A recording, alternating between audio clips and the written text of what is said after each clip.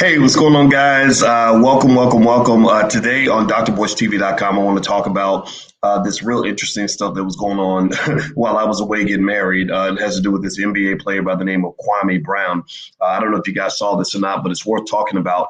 There's a lot to break down here and sort of deconstruct in terms of how white supremacy is always in the building. Whenever black folks start going crazy, the white man somewhere around. And I'm going to kind of give you a perspective on this that'll hopefully help you see it in a different light. So get comfortable, buckle up your seatbelt. We're going to get started on drboystv.com right now.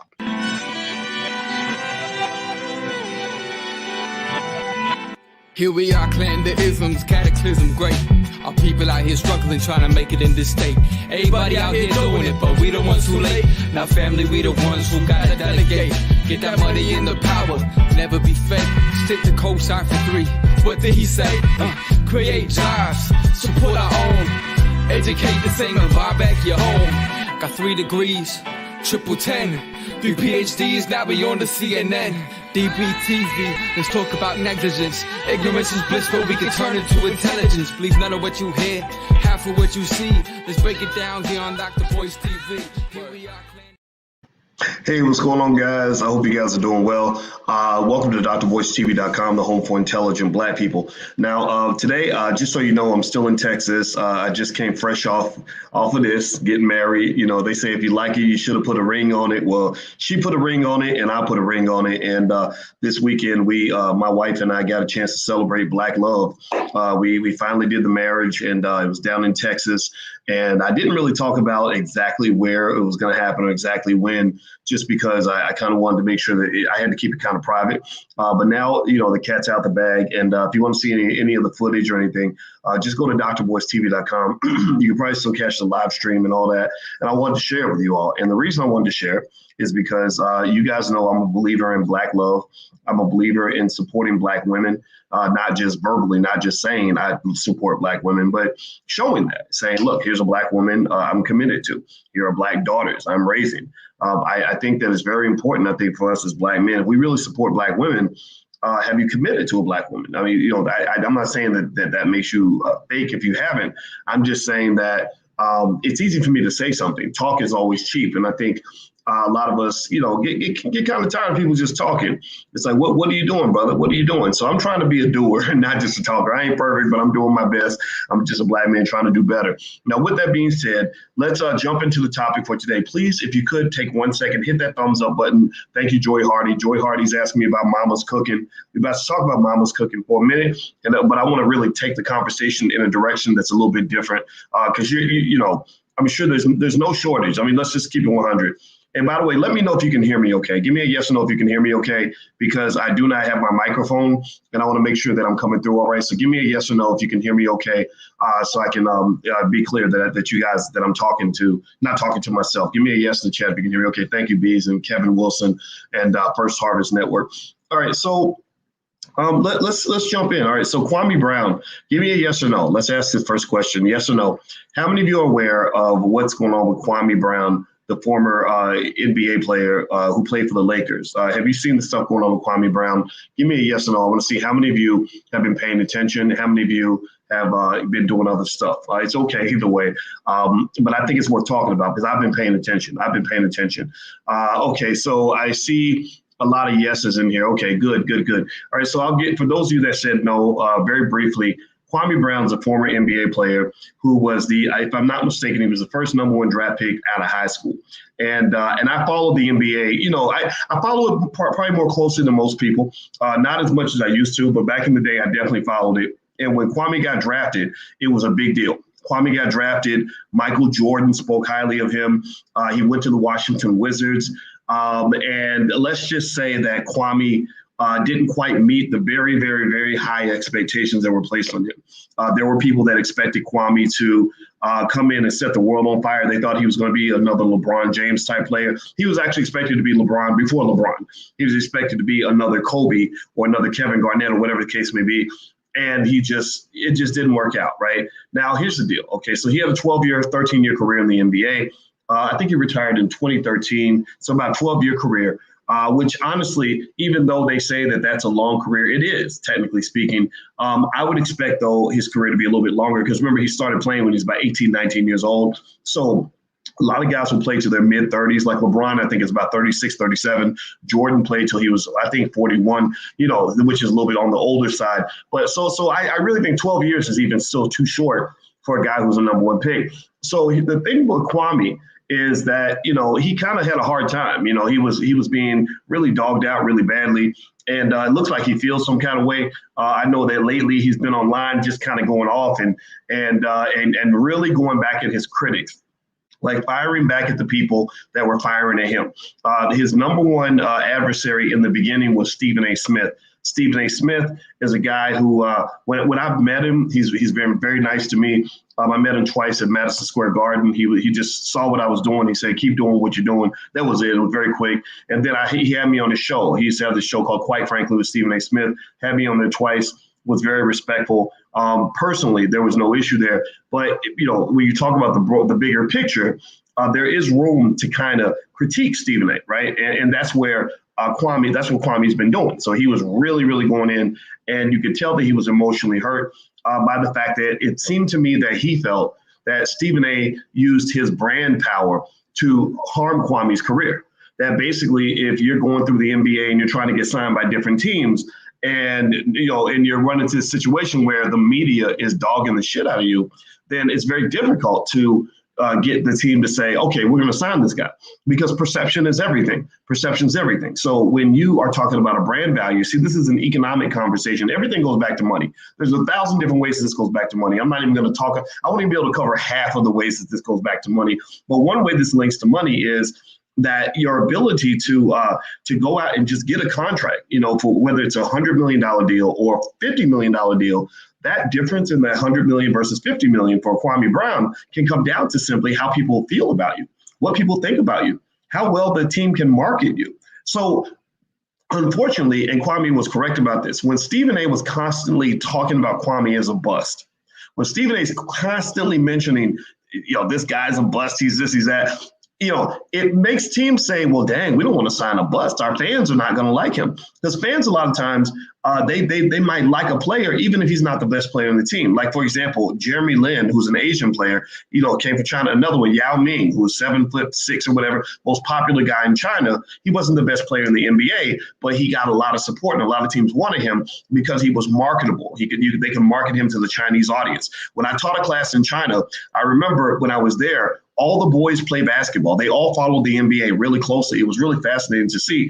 So Yao Ming was the most popular person in one of the biggest countries on the earth. I think China might be the biggest country on the planet. And population-wise. And so Yao Ming had a lot of value because so many people liked him. Every year the All-Star game would come up, Yao would get more votes than everybody else, not because he was the best player, but because he was the most famous and most easy to market. So Kwame was the opposite to some extent.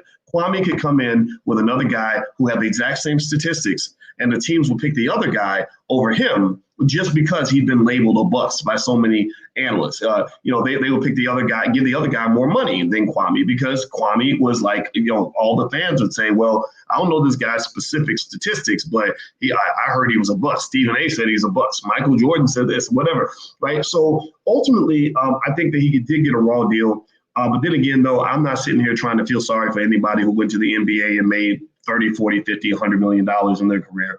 You work it out. You got big money. You get that big money. You're going to have some challenges that come with that. I'm not going to feel sorry for you, but I think it's worth explaining. So he had an issue with Stephen A., a vendetta. And I think Stephen A. was probably taken aback because I don't think Stephen A. is used to people coming at him like that. Kwame's done something on his podcast. I think he calls his YouTube channel Bust Life or something. And he comes in and he gives what he calls your mama's cooking. And he just picks people to kind of go after, right? And I saw a couple of people he was going after are Jemele Hill, Charlamagne the God. Charlamagne's a friend of mine. He's never, again, I had to just be honest and say he's never treated me poorly. He's not. I don't think he's a stupid man. But we don't talk that much. I've been on the Breakfast Club a few times. He was very nice.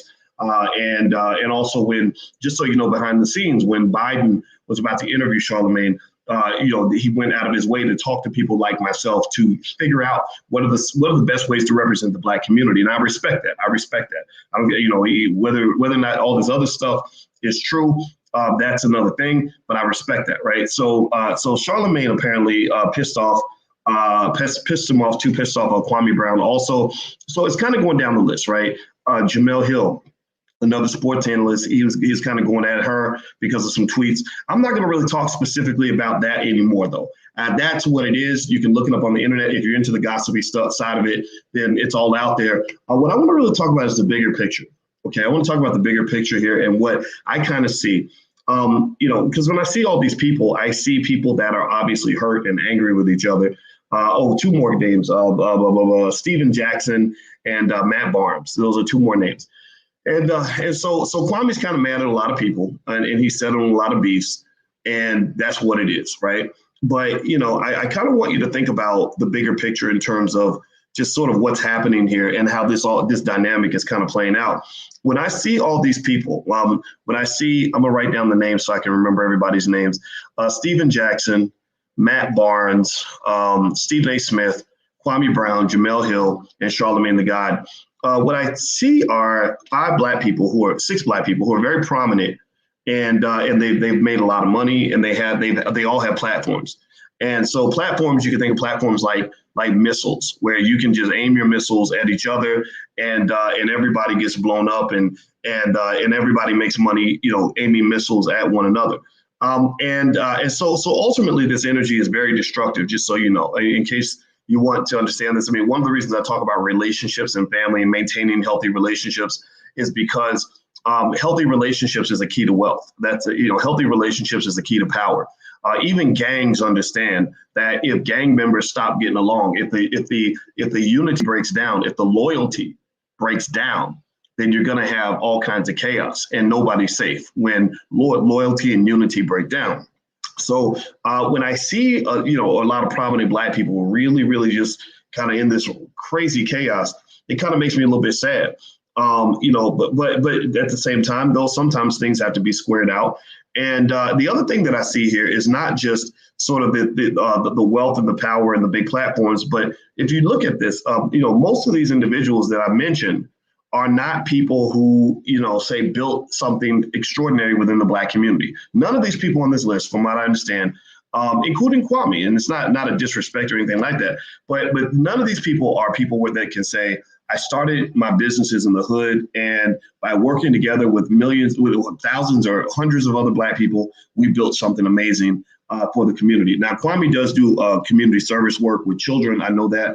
Also, Stephen A., I'm sure, has done some things, maybe given some stuff to charity. Jemele Hill, I'm sure she has her things. So it's not to say nobody's done anything. I'm not saying that at all. What I am saying, though, is if you look at the bulk of what they have, what they've created, what they are, right? Their brands. What are they known for? Kwame's known for being in the NBA. Again, that's a white-owned establishment. That is, the Lakers are owned by white people. Last time I checked, they're not owned by Black people. Matt Barnes, Steven Jackson, all NBA. Stephen A. Smith works for ESPN. Jemele Hill, I forgot who the hell she works for. Charlemagne works for a media outlet as well. I guess it's Revolt, which I think that's Diddy. I don't even know who exactly owns the Breakfast Club. I know Revolt is in there somewhere. So maybe it's not so much Black owned or white owned completely, but I would wonder exactly who calls all the shots when it comes to the Breakfast Club. But either way, though, I think that when you talk about this, at the very least, we know Charlemagne makes a lot of money because white people tend to want to connect with Black people who have influence over other Black people. And to Charlemagne's credit, it seems to me that he uses his influence in a very in a careful way. He wouldn't go out and promote, for example, government shots. They told him, hey, we want you on the task force to get Black people to go get that shot. He said no, and I respect that. Same thing, Kwame. I respect the fact that Kwame seems to, on his level, be calling out certain behavior that is not beneficial to the Black community. So two things that Kwame pointed out that I thought were beneficial. Again, this is all going to tie back to wealth. Is one, he talked about celebrities that have all this fame and all this money, and they will do stupid things with their money. They'll do stupid things with their lives. They set stupid examples. They use their platforms in stupid ways. And this is something I've always observed. And you guys know I've always talked about this. That, I don't really I don't watch the Steven Jackson and Matt Barnes podcast, mainly because I'm not really sure. I'm trying to ask you guys, maybe you can help me with this. I'm not really sure how much Black men, especially, and Black people in general, are benefiting from two guys that are about 40 years old who are, getting high on the podcast, getting high and drunk, and speaking on, on these political issues as if the Black man is some victim of racism, like all we are victims, and not really sort of giving guidance to young men and young women, young men in particular, but just young people, period, on how we can be more empowered as Black people. Now, maybe they just don't know how to be empowered, but that speaks to white supremacy, right? Because white supremacy elevates entertainers and athletes above your thinkers. It elevates entertainers and athletes above your builders. It elevates entertainers and athletes above those who are righteously connected to the Black community. So you start to think, again, and it's our fault, all of us play into this. We get into this weird celebrity worship. We look at celebrities like they're important when really all that person is a guy that some white people put on TV. And because he's 6'5" and can dunk a basketball, then suddenly you think he's a Black leader. Or because he can sing a song real well, suddenly you think that he's the person that's supposed to be leading the Black activism. And that, again, that goes back to the plantation. You can go back 200 years ago, 300 years ago to slavery. And you can find slaves that were the fastest running slaves on the plantation who got mad props for that, who could go fight better than the other slaves. And they would have them do plantation fights. And whoever won the plantation fight became master's favorite. Or the guy who entertained white people, like, ooh, that boy can play the banjo, right? He would get special food and maybe get to go live in the house with the master, right? So at the end of the day, what you kind of end up seeing in a weird way is that we just find ourselves paying attention to the wrong people. So this idea, this image, here's one of the things that really slows down your community is that you have probably about $5 trillion a year, $5 trillion a year that is lost in wasted potential from Black men who have never learned how to be disciplined. You have $5 trillion a year in wasted potential from Black men who've never learned the power of being strategic. $5 trillion a year in wasted potential from Black men who think that sitting around getting high and drunk all day is a good thing. $5 trillion a year in Black men, or wasted potential of Black men who will get money and blow that money, blow it in the strip clubs, blow it on white, going to see Jake the jeweler, this racist guy who's probably laughing at Black people because he's like, wow, these Black people keep coming and giving me all their wealth. Then they turn around and say they have no wealth. Well, it's because your wealthiest people give all their wealth away. Right. So this culture that, when you have these people that are elevated and you think, oh, that's so cool because he's sitting there, he must be down because he's smoking, he's drinking, he's just doing whatever. I think we got to reconsider that.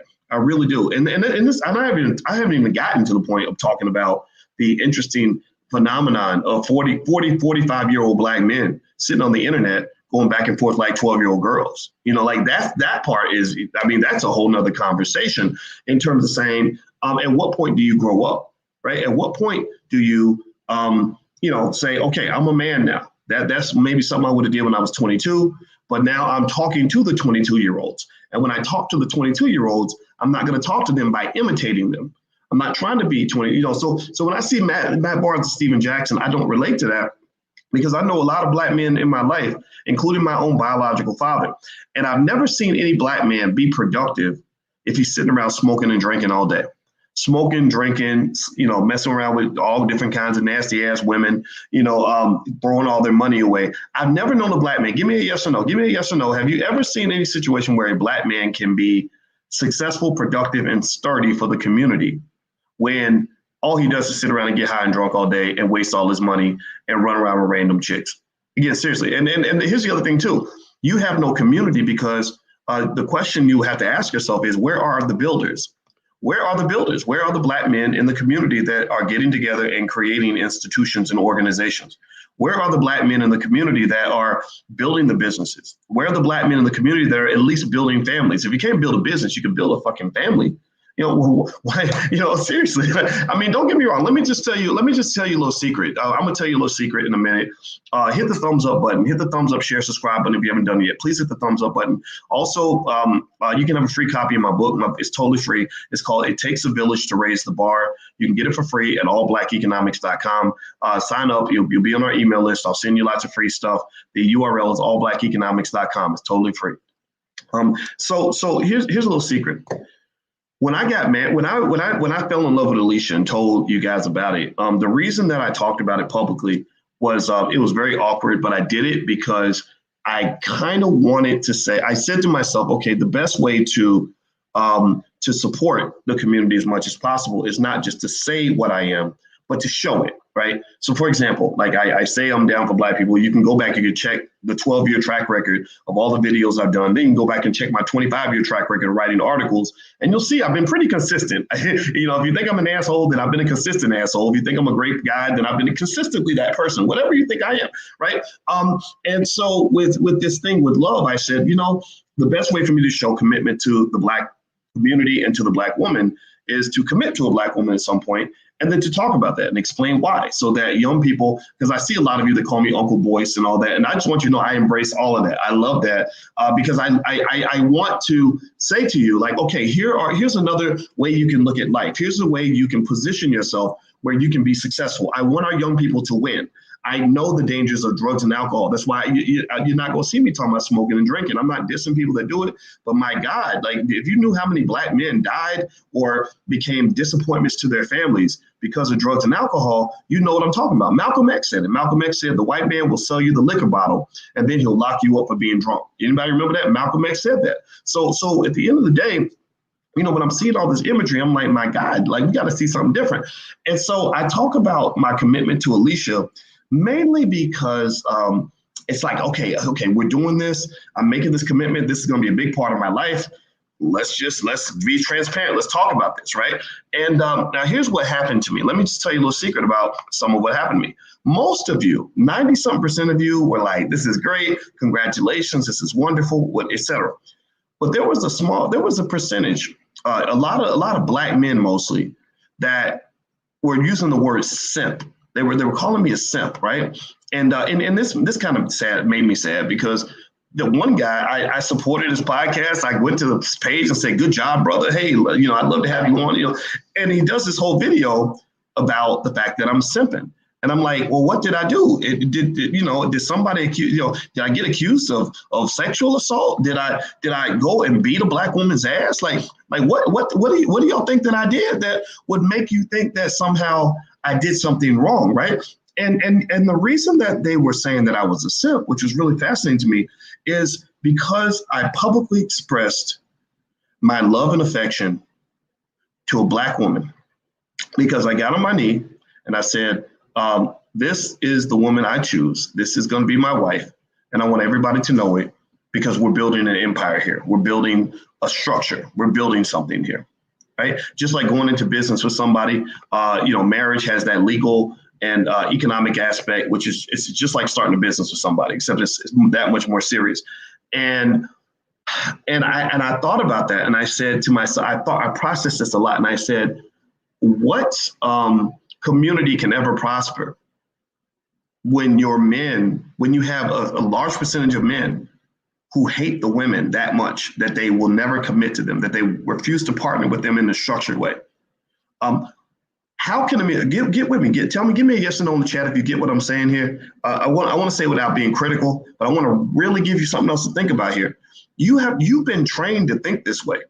I don't think. Do you hear white men consistently across the board saying that about their women? Or do Asian men say, forget these hoes? I'm trying to be pimping for life. I don't want nothing. I'm not bound down to these. Do you see any of that anywhere, right? You don't see that in any other culture, pretty much except ours. The reason you see it in ours, where the men feel like marrying a woman and dedicating yourself to family is a weakness, is because you've been trained to think that way through what I honestly wonder was a COINTEL operation. I really believe COINTELPRO was involved with using hip hop music, using hip hop music as a way to get Black men to engage in illegal behavior, to get them to become more irresponsible, and to really, really, really desecrate the Black family. And so, because I had guys, some of the comments I saw that were really interesting was I had a guy who said, Dr. Boyce, you could have had, a whole bunch of hoes, a whole bunch of young hoes. Why are you going to just lock yourself up with one woman? And I was like, wow, okay, yeah, you're right. I get it. Okay, so you're saying that because I'm famous, kind of famous, I'm internet famous, which ain't really famous, but I go places and people know who I am. And pretty girls have approached me, and I've gone on some dates. Let's just say that, quite a few, probably more than a lot of dudes have in terms of the number of women I've run into and stuff like that. But you're telling me that because I don't ever have to make a commitment, I shouldn't make a commitment. Like you're telling me that commitment is for suckers, right? And that's an interesting concept because, I had a father that in my house. A lot of guys didn't have a father. That's why so they learned how to be men from rappers. That's why a lot of them are misguided. And my father was kind of a guy that taught me the opposite, that commitment isn't for suckers, commitment is for men. But only real men can handle commitment. So a lot of men maybe can't handle commitment. Maybe you were raised by your mother. Unfortunately, not all mothers do this, but some mothers, you know what I'm talking about. Tell me if you've seen this where mothers will spoil their sons and their sons become what I call pleasure seekers. A pleasure-seeking type of person is a person who only does things that feel good. Right, a pleasure seeker is a guy who, he doesn't really want to get up early because that requires discipline. He wants to sit and get high and drunk almost every single day.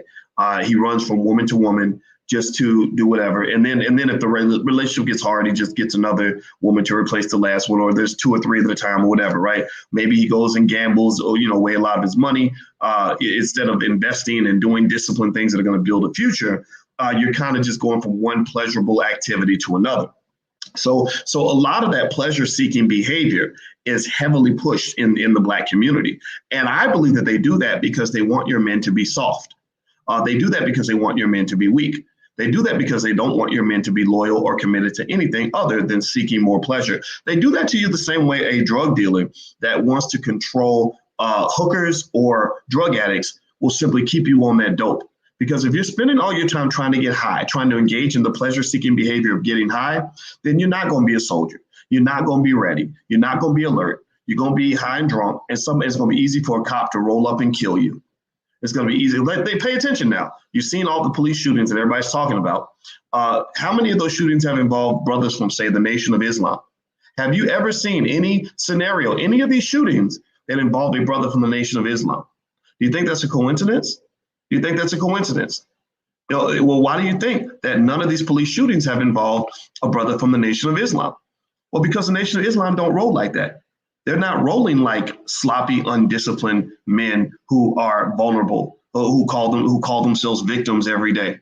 My brothers that I know, the ones I hang with, Nuri Muhammad, Wesley Muhammad, and all the other brothers, they're not victims of anybody. You're not going to just do any old thing to them because they're going to be alert. They're going to be intelligent. They're going to be prepared. They're going to be they're going to be strategic, right? They're going to be positioned well. They are structured men. They're solid, sturdy men. So when I'm seeing kind of all this, and this is a point I think Kwame kind of brought out, and I wanted to flesh on that a little bit more, is that when I was looking at that podcast with Stephen Jackson and Matt Barnes, it kind of makes me sad because it's like, wow, why do so many Black men embrace lifestyles that lead to early death? And then white folks train you to believe that the reason you died early is because you're a victim and you were born to be a victim. When really you victimized yourself by making dumb choices. You victimize yourself by being a pleasure seeker and not seeking to be a sturdy man.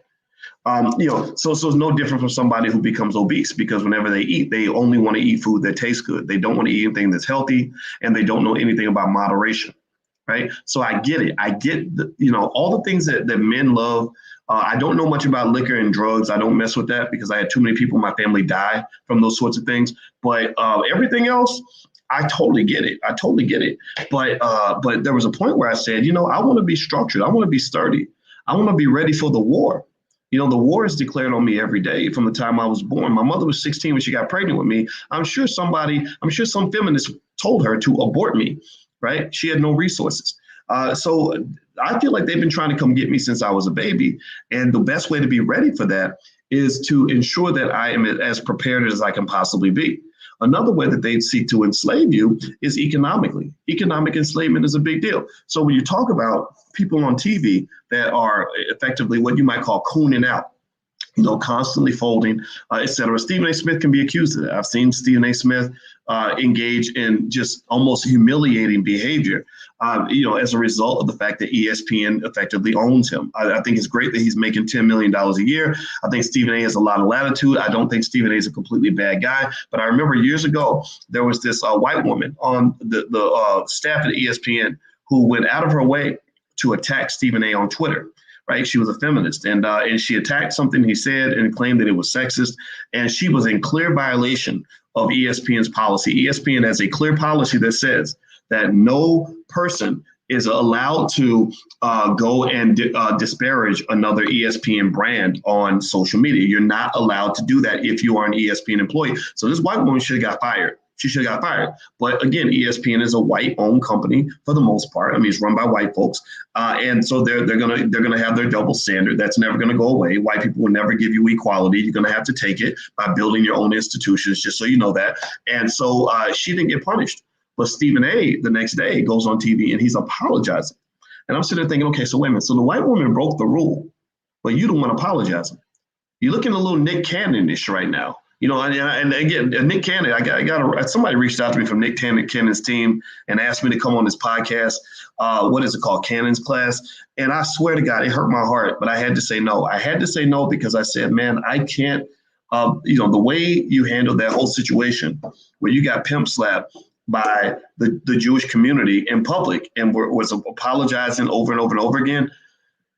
I don't even know what to do with that, man. I can't relate to that. I'm not saying that I don't get it. I'm not saying that you're a bad person. I think Nick actually has some good features, but it's kind of like you're making a major sacrifice in exchange for getting that little show wilding out, right? Which is, again, in the comedy genre.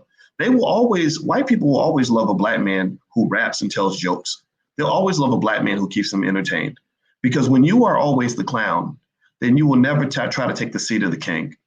The king, if you're always the clown, you'll never be the king. That's why black comedians are always going to be accepted by white people, no matter what they say. They can say whatever because you're a joke. That you literally, not just metaphorically, like you literally are a joke. Like you're literally there smiling and telling jokes.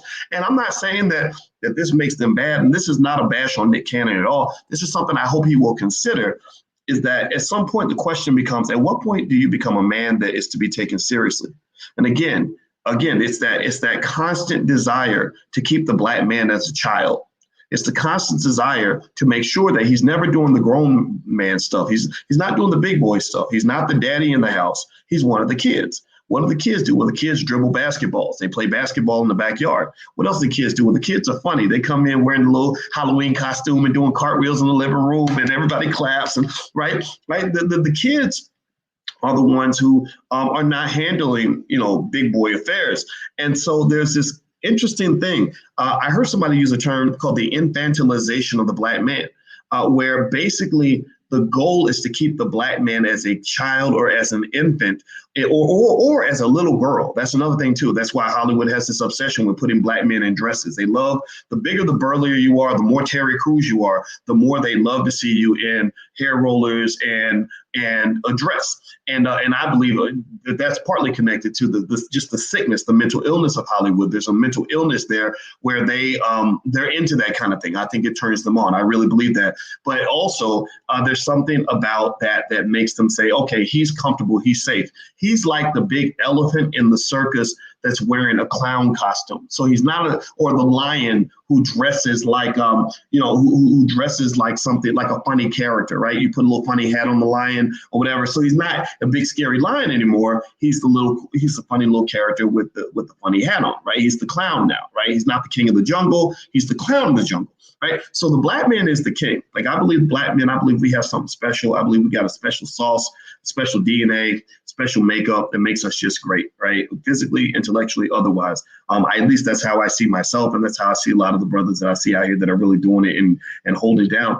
And I think that threat causes them to constantly be on alert to ensure that you never ever get to the point where you fully see what your potential actually is. So a lot of your celebrities that get promoted, a lot of these black men you see on TV that are telling jokes, dribbling basketballs, busting a rap, they're making you think that this is who you are, that this is all you can be.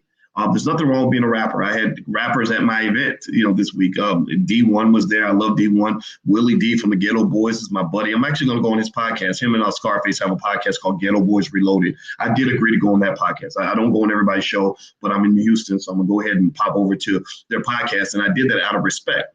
Because Willie, again, not perfect. I'm sure you can criticize something he said, but Willie has always been sturdy and solid, right? And there's something about that sturdiness that you need in your community. And I don't think that you're getting it from your celebrities. Again, when they're buckling and folding and apologizing and just sort of wimping out or calling themselves victims in every available term, yet victimizing themselves through excessive use of drugs and alcohol, financial irresponsibility, and the unwillingness to build anything structural, then effectively, these men are pretty much throwing the black community down the toilet. And it's killing not just your wealth, but all the other things that are more important than your wealth, right? It's killing your ability to prosper as a community because the men that are being presented to your sons are not sturdy men. So if you want to know maybe why I talk so much, why I'm out here just kind of going out and, getting in the line of fire and running my mouth, I don't do this stuff. I'm not doing these things because I need money or anything like that. I have good investments. I'm making money. I can be completely quiet on the internet and be just fine. I do it because I said, my God, we need scholars in our community. We need a balance. It doesn't mean that the athletes and the entertainers can't play a role, but you need scholars. You go entertain, you go play basketball. We're going to be I'll be the financial expert. We'll all work together and we'll make this thing go. You don't have a balance. So it's like in your body when you eat food. If you eat too much chocolate, then your body's going to start craving other things, right? Or you eat too many vegetables and your body may crave meat. I don't know, right? But typically when a nutrient is missing, that's what the body craves. So I think that the black body is craving something that's a little bit better, a little more sturdier than what you're getting from white-owned media. And again, white supremacy is always in the room. White people are the ones who are picking your heroes. They're the ones deciding which black people you're going to listen to. And a lot of y'all unfortunately are listening to the wrong people. The other thing too, that I want to mention here, do me a favor, hit the thumbs up button. Please hit the thumbs up, share, subscribe button if you haven't done it yet. Please do that. I'm going to kind of break down for you in terms of wealth, and why the wealth is missing, why we're not building the wealth. And this is where the celebrities, I really think, I'd like to know more about, what Kwame Brown has going on. It sounds like he has some stuff happening, and I think that's really great. And if he ever sees this and wants to come in and talk about it, I'll be happy to support that. I will say that I think some of the critiques that he's made about Jemele Hill and Charlamagne. I've made critiques about Jemele Hill, and some of the things that she said, and it's really bothered me. Stephen A. I've joined in on some of those critiques. Charlamagne, I have had sometimes I didn't like when he sat with Angela Rye when she dissed Louis Farrakhan. I thought that was kind of crazy. I wish that she had not been allowed to do that. But I don't know the relationship between Charlamagne and Angela Rye. I just know that Angela Rye hates my guts because I basically called her out because I met her in person and she was very rude to the people that were there. And I really felt that she was incredibly disrespectful. And I told her, you need to go apologize to those people because they paid $10,000 for you to be here. And I don't give a shit how important you think you are. You need to realize you're no better than the people who support you. These people pay your bills. These people give you privilege. They give you access to all kinds of things that regular people don't get. You should honor that and not go in here thinking that because you're some kind of famous person, you can go diva on people. Like that's not, I don't like that. I don't relate to that. But with that said though, here's the deal. Let's end this in a constructive way. Hit the thumbs up button. Please hit the thumbs up, share, subscribe button right now. I'm going to tell you why trillions of dollars in wealth is lost in the Black community every year, largely due to what they're trying to do to the Black man and his psyche by making us idolize only entertainers and athletes. Here's some unfortunate stereotypes and problems that are coming that are contributing to the fact that your wealth is so low. Because let's just keep this 100. You guys know I'm a financial expert. My PhD's in finance. I can tell you without any distinction, with complete certainty, that any Black person in this room that's watching right now, I can tell you in about 5 minutes how your family wealth can actually exceed the average wealth of a white family. I know what the average wealth of a white family is. I know exactly how your family, within less than a generation, by engaging in specific and strategic steps, can actually have a net worth that exceeds the average white family. Because white people aren't that good with money, by the way. They just have big inheritances, which kind of insulates them from their financial mistakes. Also, white folks, they're not sort of subject to other people controlling their culture the way you are, right? That's why you have to own your own media. You've got to get your own messages out. You really should own your own schools. Black people need to we need to educate our own children, create our own jobs, and support Black businesses. So, for example, one thing Alicia and I wanted to do when we got married was we created the Dr. Boyce and Dr. Alicia Watkins Foundation. And the goal of the foundation is we're going to support independent Black-owned schools. We're not supporting, we're not giving people scholarships to go to Yale. Yale can pay for that. We're not supporting schools that are getting a bunch of government money to teach kids about pronouns and all kinds of other stuff that we don't agree with. No, we want to support those Black educators that are doing the right thing so well that white supremacy doesn't support you, right? I'm looking for the Black people who are so good at what they do that white America wants nothing to do with that. That racist white America wants nothing to do with. I like the Black people who are so authentic in what they say that white-owned media says, oh, we don't mess with that. That's too dangerous. Now, some people really are dangerous, right? I'm not chasing ignorant people, but I like those people where, like a Dr. Claude Anderson, he's a good example of that. Dr. Claude Anderson ain't out here thugging. He's not robbing and stealing from people. He's not threatening to harm people, but yet media is afraid of him. Well, what are they afraid of? Tell me, what is it about an 84-year-old man who's teaching Black people to be intelligent and economically independent that makes you so nervous? But yet you do all kinds of deals with all kinds of other Black people. But Dr. Claude Anderson bothers you for some reason. What is it? What is he doing that bothers you? Again, I remind you, these are people who claim to care about you. When they show up and say, hey, get this injection in your arm, when they're telling you to get this shot, they're like, oh, we're doing it because we care about you. We just want to make sure the Black community is okay. We're worried about you. We want to make sure you're all right. Hey, we just want to check on you. Okay. Okay. Right. So you're telling me you care about the Black community, and nobody really, few people care more about the Black community than Dr. Claude Anderson. I sat there with the man in private, and he's talked to me for 5 hours about Black people. So if you care about the Black community and he cares about the Black community, then you should be supporting what he's doing. You should have him on all your media outlets because you care about Black people so much. You should invite him to the White House at every available opportunity. You should have him speaking at all your universities, including especially your HBCUs, but yet that's not the case. You don't want him on TV. You don't want him in the White House. You'll invite Al Sharpton or Cardi B, but you won't invite him. You don't want him. You don't want his ideas introduced to Black people. Well, why is that? Well, maybe it's because you're not really my friend. Maybe you're not really seeking to help Black people. Maybe the reason that you will hear from a Lil Wayne before you listen to a Dr. Claude Anderson is because you've got an agenda. Is it a sinister agenda? You can make that decision on your own, but it's definitely a white supremacist agenda in the sense that most of the things that white media and white corporations and white establishments are going to support are things that benefit white people. And Black people have to understand that you've been typecast in this process. Equality is an illusion for you. It's never going to happen. The liberals are using you to make you think that this equality thing is going to happen, that one day the sun's going to come out and white people are going to start treating you wonderfully. That ain't never going to happen. Right. But they keep you holding on because and the way they keep you holding on is by ensuring that that's all you've got.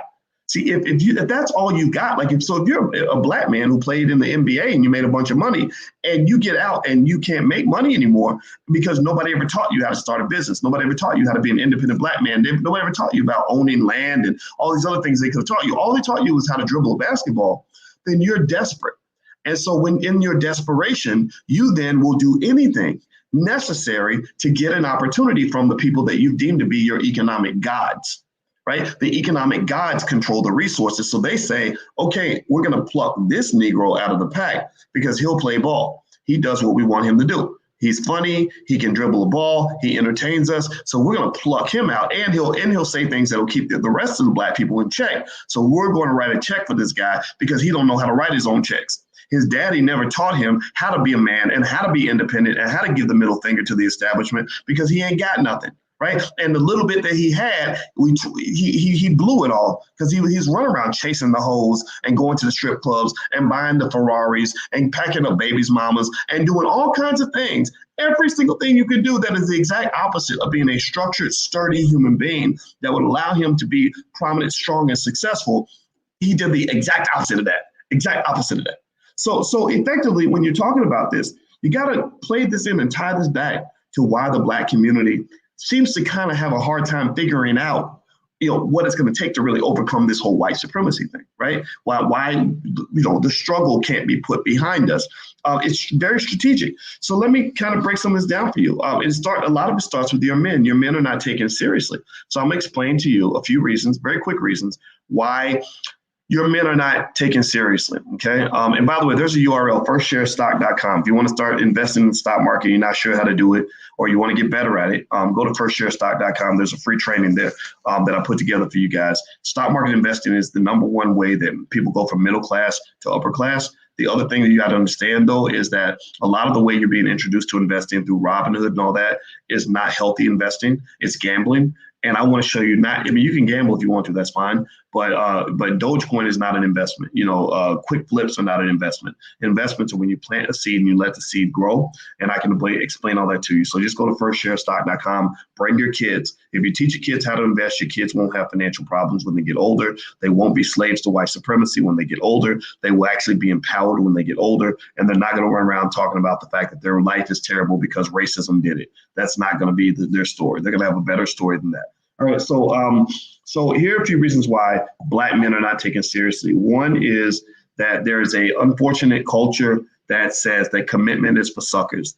Again, when I heard guys say that I was a simp because I chose to be, to marry a woman that had kids, I kind of thought about that. I said, wow, that's amazing. And I think that they felt that way because they were like, well, if you're Dr. Boyce and you're making this money and all these women know you can get you a woman that doesn't have kids and it'll be easier for you. But I've never really become successful in life by always doing things the easy way.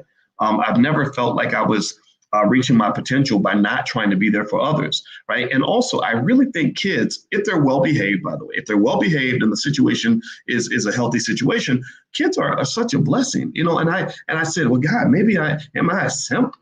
And, am I a simp because I can meet this child and love this child, and I've got a 10-year-old who, I think that she thinks the world of me, and I'm teaching her things every day, and I enjoy that very much. Like, what is that about? What is it about commitment that has led so many millions of men to think that that's weak? And again, you have people, unfortunately, situations that seem to contribute to this. Like I've heard, again, when I hear guys kind of say, oh, a low quality woman is a woman that has kids, or a woman that has kids can't have the same options as a woman who doesn't have kids. I just want guys to understand that's just not true. Every situation is different, but I will say that if you're talking about a great woman that's amazing in every way, who has kids, and it makes her an even more amazing woman, sometimes those women are actually better than the women who don't have kids. Good mothers are great partners because they've gone through some things, so they know they will stick with you. They can stand the rain. They know how to nurture. And in many cases, not in every case, though. Some mothers are just whack. We know this, right? But a lot of them I found they're able to care about somebody other than themselves. And kids are awesome, and then when they grow up and they're so grateful that you help them, it's a good feeling. And also remember this too, when you're talking about defending a community, I want to ask you this really interesting question. How can you claim to support the Black community when you've basically given the middle finger to the women and to the children in that community? Like, how can you claim to really love Black women when you won't commit to a Black woman at all? You just want to keep them emotionally volatile enough where you can just sort of have your sexual options for the rest of your life. Again, it's one thing if you're doing it in your 20s. It's another thing if you're doing it when you're 35, 40, 45, 50, 55, 60. That's kind of interesting. How can you say that you care about the Black community when you don't care about the kids? Like, look, if you ain't mine, then I don't care nothing about you. I've always felt that if I care about the community, then the children should be at the top of my priority list. I want to see the kids do well because I want the kids to win. I want Team Black people to be ranked number one in the year 2080. And I want to say that I contributed to that by developing legacy where these kids can look back and say, hey, I learned some things from Dr. Boyce Watkins that took me to the next level. I learned from Dr. Boyce how to buy a house before I was 25 years old. I learned from Dr. Boyce to own my first share of stock when I was 5. I learned from Dr. Boyce how to start a business when I was 12. I like that, right? That's awesome to me. So, so the other thing too, another reason that your community fails and your men are not always taken seriously is because you got to kill this culture of just financial excess and wasting your money. It's the most ridiculous nonsense ever. And what it is it feeds into what I call economic immaturity. If you give a child a bunch of money, what is a child? Answer me in the chat. What will a child say? If you say to the child, hey, you just got $50 for your birthday, what are you going to do with your money? What is that child going to say? Are they going to say, oh, well, I'm going to put some in my 401k. I'm going to go pay some light bills. I'm going to go. Well, what is the child going to say? Or are they going to say something simple like, I'm going to go buy me those shoes, or I'm going to go get me some candy, or I'm going to go get me something. I'm going to go to the amusement park, right? They're going to spend it, right? So kids are immature, right? That's why they say that. Well, if you look at a lot of your rappers and athletes, when they get that money, they say the same thing that a child says. Like, what are you going to do with your money? Oh, I'm going to go get me some toys. I'm going to get, a new car, except the toys are bigger now. Now, instead of it being a toy car, it's a real car, right? Instead of it being some candy, maybe it's some dope or some liquor. Right? That's the grown-ups candy, right? Instead of going to the amusement park, we're going to the strip club. We're going to make it rain. And I'm going to get on Instagram and I'm going to show how I took a stack of money, a stack of wealth. Pay attention now. A stack of capital, a stack of what? I took my grandkids' money and I put it in a stripper's ass. And that makes me the man. I'm the man now because look at how much bread. I dropped $100,000 at the strip club.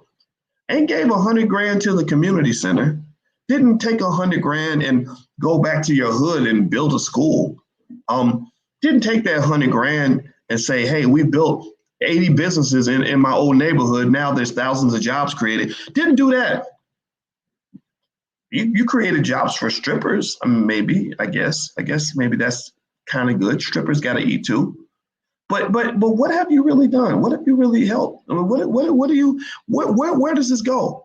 And I want you to just kind of take a moment. Again, this is grown-up shit. This is not the childish. White people want you to be children. So they'll allow you to live in the middle of the most embarrassing contradictory behavior because that's what you do with kids. Kids are not that mature. So you kind of like, yeah, I know they said they want to take guitar lessons, but they never practice the guitar, but she's 10. So of course she's 10. Of course she doesn't, right. So they don't expect you. They allow you to live in your space of childish victimhood.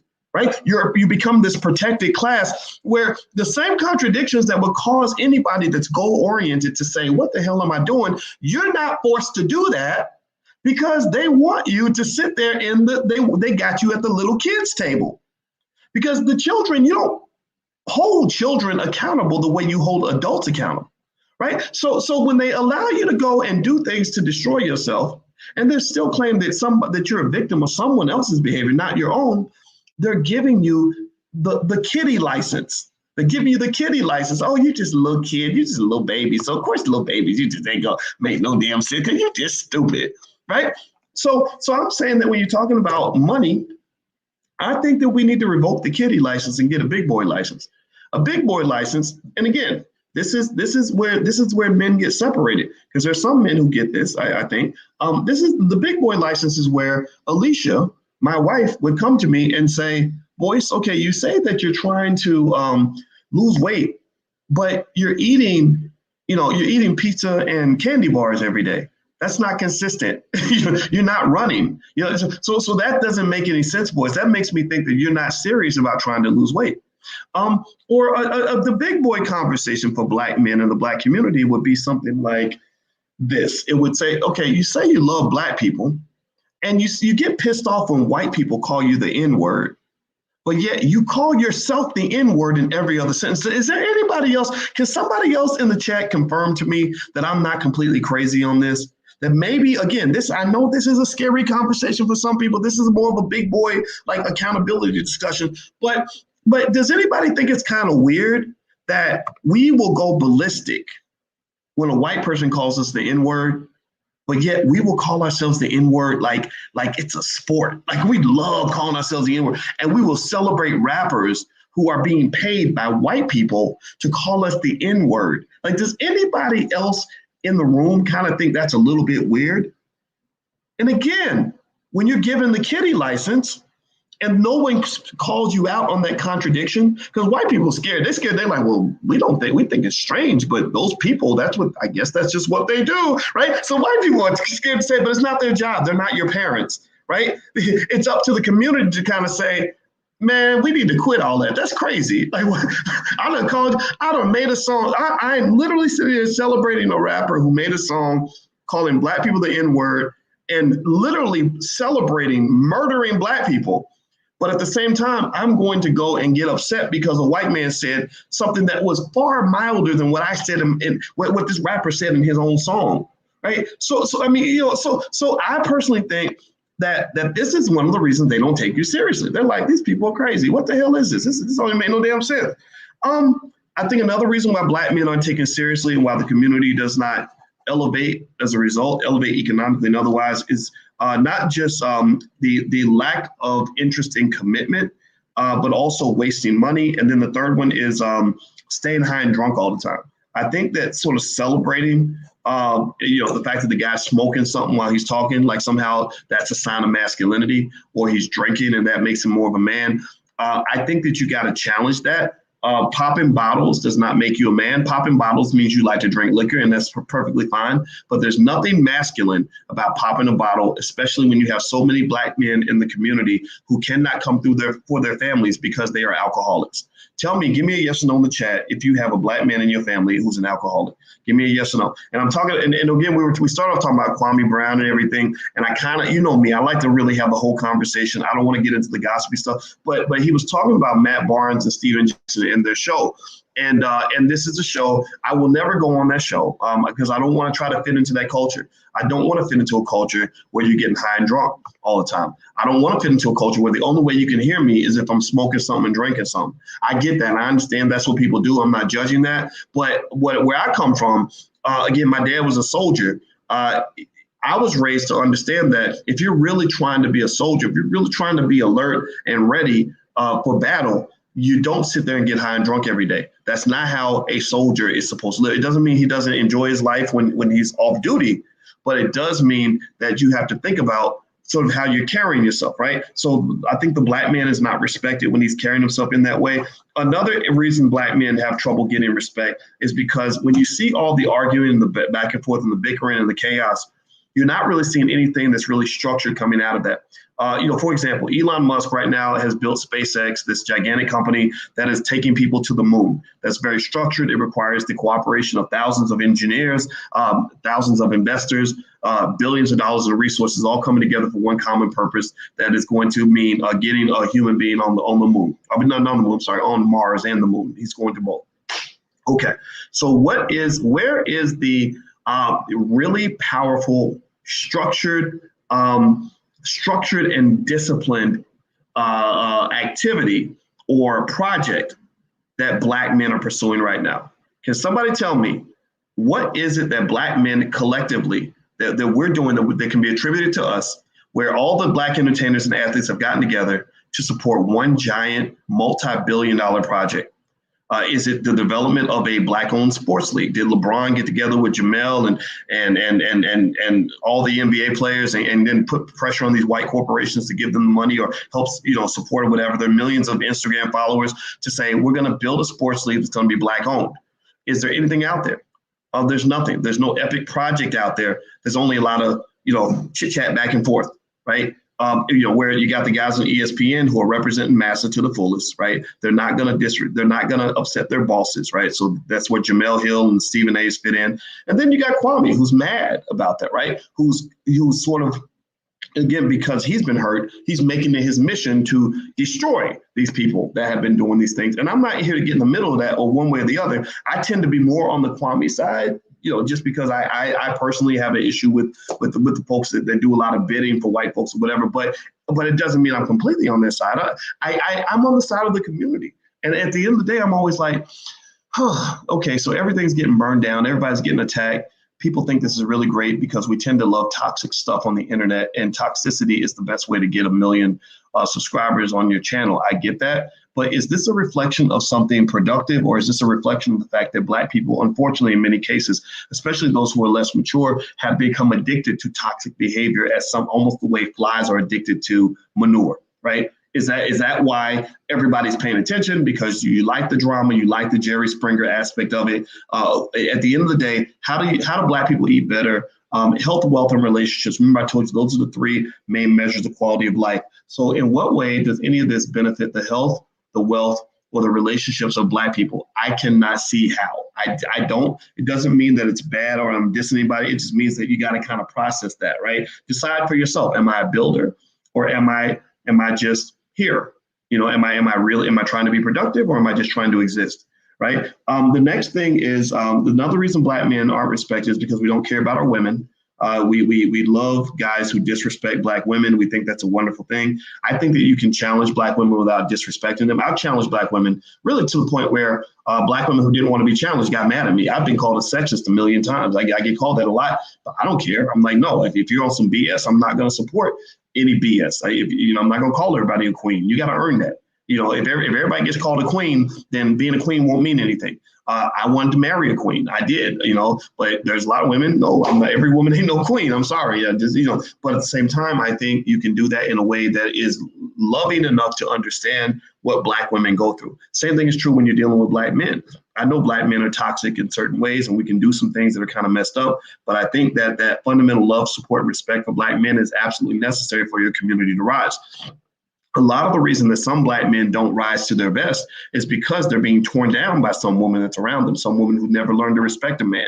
Maybe their mother might have torn them down when they were children. So women and men, we're together in this thing, whether we like it or not. We're working together on this, whether we like it or not. We all have to take accountability for everyone's behavior, whether we like it or not. So I think overall, when you have men that don't care about the women and don't care about the children, then you're not going to be taken seriously, because most of the communities that prosper, they will defend their women to the death, and they will protect their children to the death.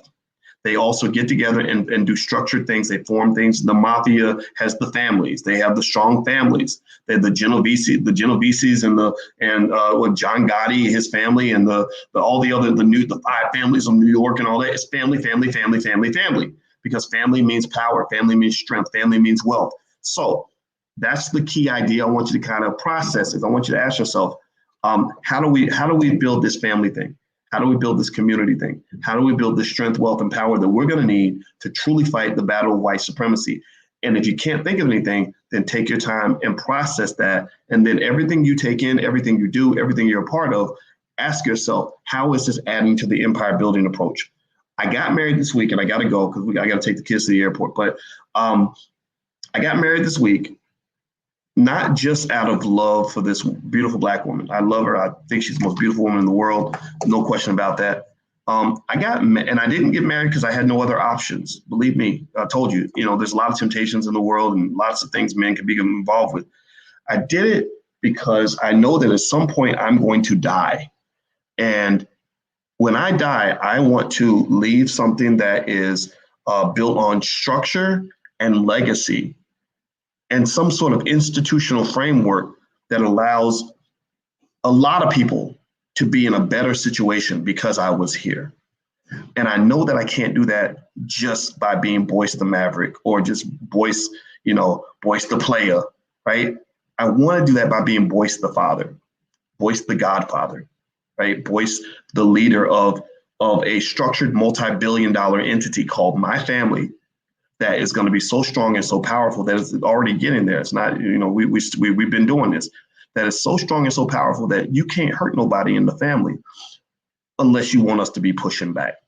Right. So if you're talking about protecting children, protecting the community, if you talk about caring about Black people, you got to have a process where you say, I want to be a part of something that's going to make Black people better. And I don't know if people think about it that deeply.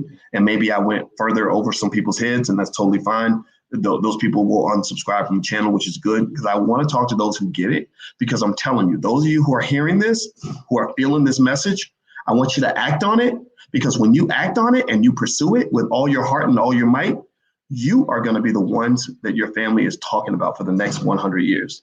I guarantee it. So go be special. Go be great. You're too good for that. All right. So hit the thumbs up button, hit the share button, hit the subscribe button if you haven't done it yet. Please do that. And I see Juggernaut Blue have made some crazy comments in here. People like that are the ones that should unsubscribe, right? So I think that, that's what it is, right? You come in, you talking something that's more structured and positive and intellectual to Black people. There's some people that are just, silly, but that's okay. I'm a grown man, so it doesn't bother me. But I want you to really take the message. If it resonates with you, I want you to take yourself seriously, because the number one reason that white people kick you in the ass is because they think you're a joke. They think you're a joke because your leaders, many of your leaders, are an absolute joke. Don't be a joke. Show them that you're serious. I got to go, guys. Hit the thumbs up button, share, subscribe button on your way out. And I will talk to you guys soon. And like I said, firstsharestock.com is where you can go get the free training on how to become an investor. And also, if you want to take a look at our financial workbooks for kids, we work with some Black educators and put these books together. Get your kids started investing early. Feel free to go to financialworkbooks.com. There are workbooks and flashcards there. Feel free to go take a look. All right, guys, I'm out of here. Have a good day, and I will talk to you soon. Be good. Peace.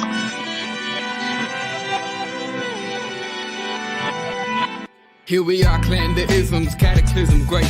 Our people out here struggling, trying to make it in this state. Everybody out here doing it, but we the ones who late. Now family, we the ones who gotta delegate.